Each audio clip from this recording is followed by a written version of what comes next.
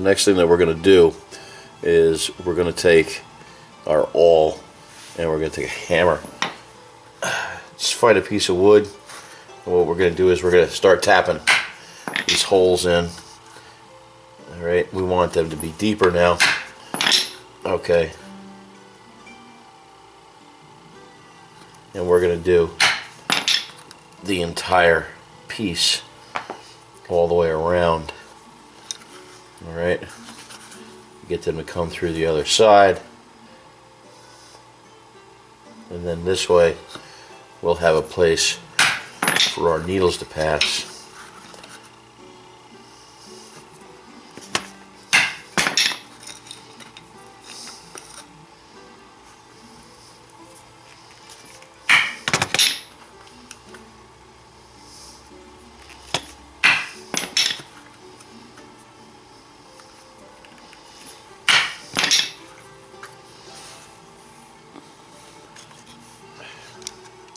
And there you go. Now we got all these holes in here.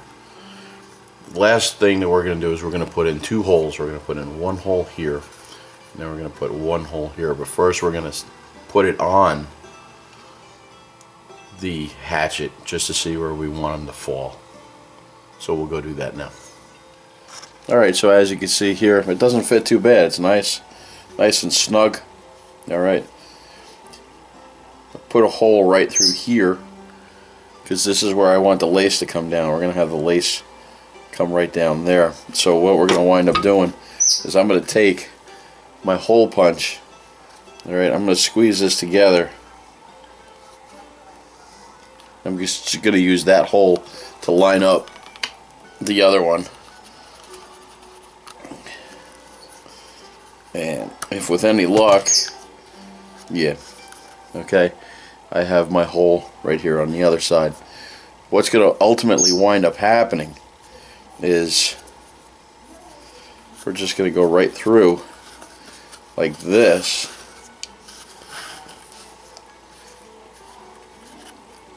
And we can use this to actually just slide over the top like this. Just like that. And then we're just going to tie it off. Alright? Simple, very simple and easy. And just an all-around easier way to keep that mask on there. And you can always replace the lace whenever it gets worn out. So, alright, let's do a couple more things before we finish this up.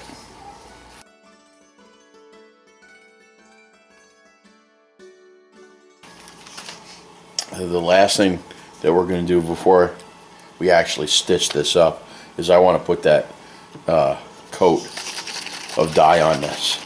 This is the dark brown Phoebing's dye, and this one's going to take a little bit, so we definitely want to let this one dry overnight. Alright, and we just start applying this. This is going to give it that antique dark brown look. It's going to look kind of weathered, and that's kind of nice because we like that. You know, again, the time that you're going to take with what you're doing in the end is going to make it look all that much better. Now, remember what I said. It didn't matter that we wound up with, you know, getting some of the black from the outside on there, just as this doesn't matter if we get this brown going over the black.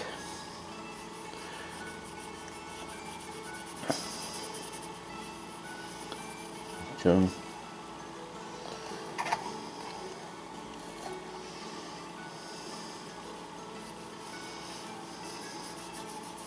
It'll help just fill in where some of the spots where we may have missed. I'll just put this right up in there, just like that. You know, you're going to get some dye on your fingers. It's just inevitable. And you can start to do the inside as well. You don't have to if you don't want to. I'll just kind of throw some down in there. Doesn't have to be perfect at this point, but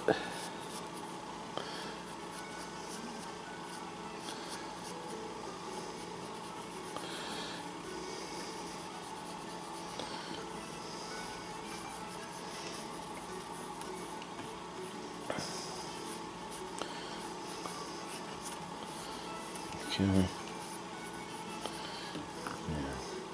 Believe it or not, the stuff actually dries pretty quick.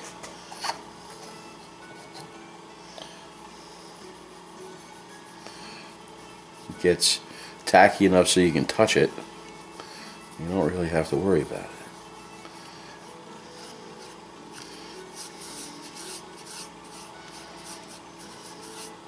I was actually going to wet form this a little bit, but after I made that adjustment with the welt, it really didn't have to be.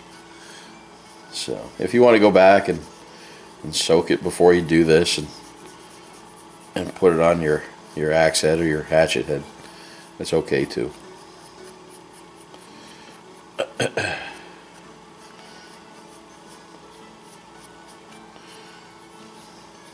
Alright, now we got this nice coat on there. Okay, now we definitely want to let this sit and dry, and that's what we're going to do. So we won't touch this until a couple hours later. See, not even that much on my hands.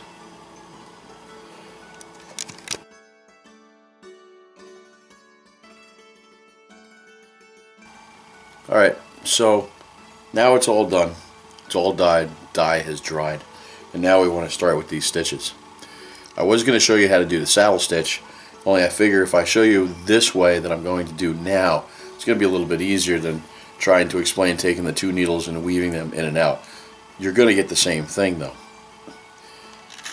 We've taken about 2.5 feet of our artificial sinew. And what I've done is I've threaded it through the needle, and then what you want to do is you want to actually twist it. So you want to make the strand a little bit tighter.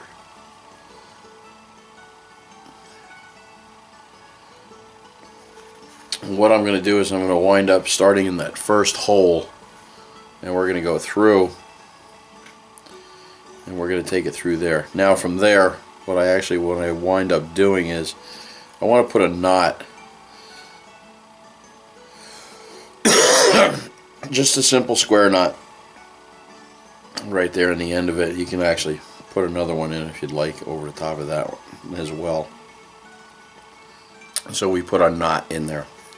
Now very simply what we're going to wind up doing is we go through the next hole right there, and we come through,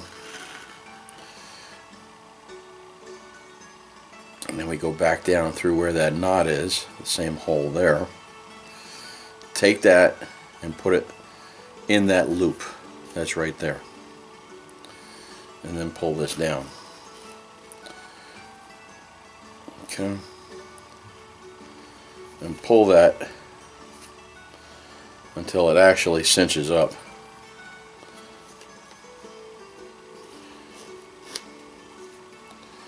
Alright, that'll hold that into place. Now what we want to do is we're going to go through that hole there, second hole again, and now we start going right along. We go into here, and this hole, and so on and so forth down the entire length.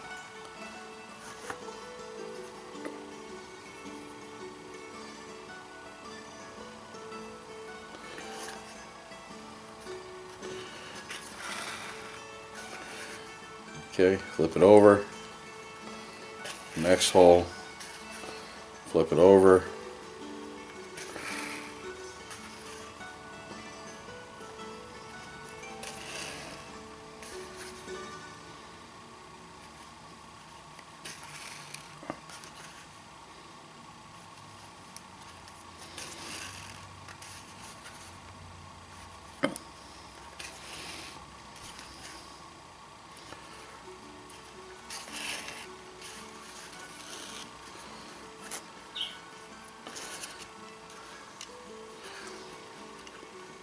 as you can see, our stitches basically are on every other hole, and then the same thing on the other side.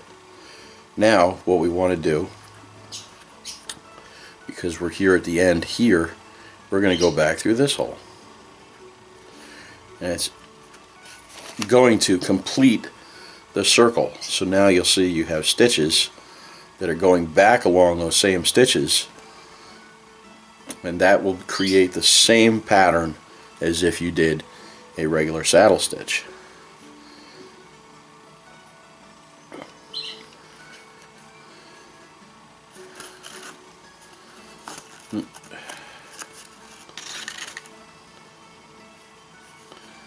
And then you just work your way all the way back up to the top again.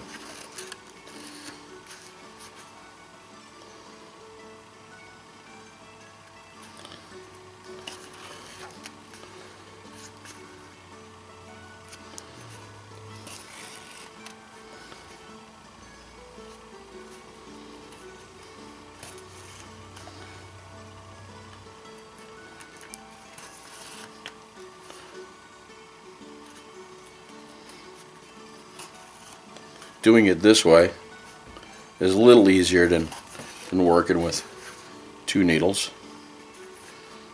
It accomplishes the same thing, and it ensures that the welt stays seated, and should you actually cut one of those by accident, which I don't think would happen, but at least there's another one in there to help hold it together.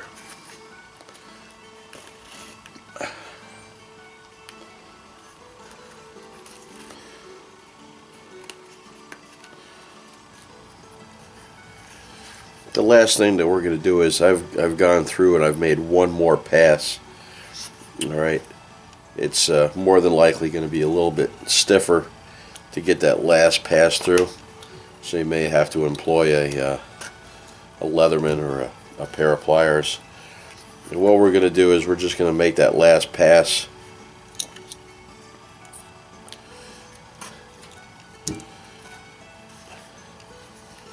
We'll take that all the way down to the end. Come back through.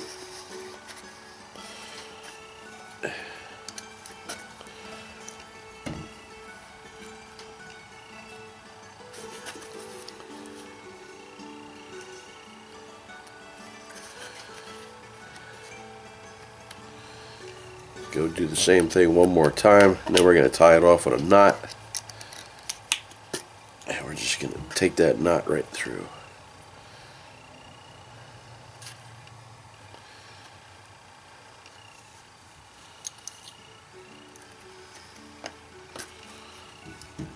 Okay,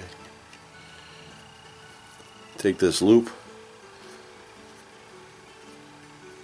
go once, twice, 3 times, and then we're just going to draw that right in.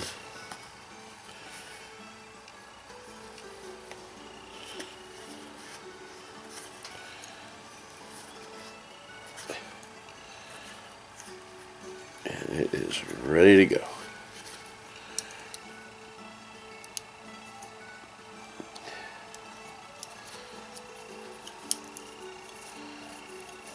Okay, and there you go.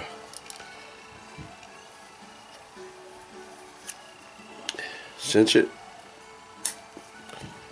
cut that off, dress it up, and there you go.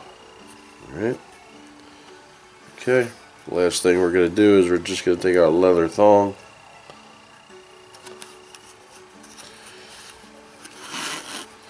send it on through, just even it up, take this out.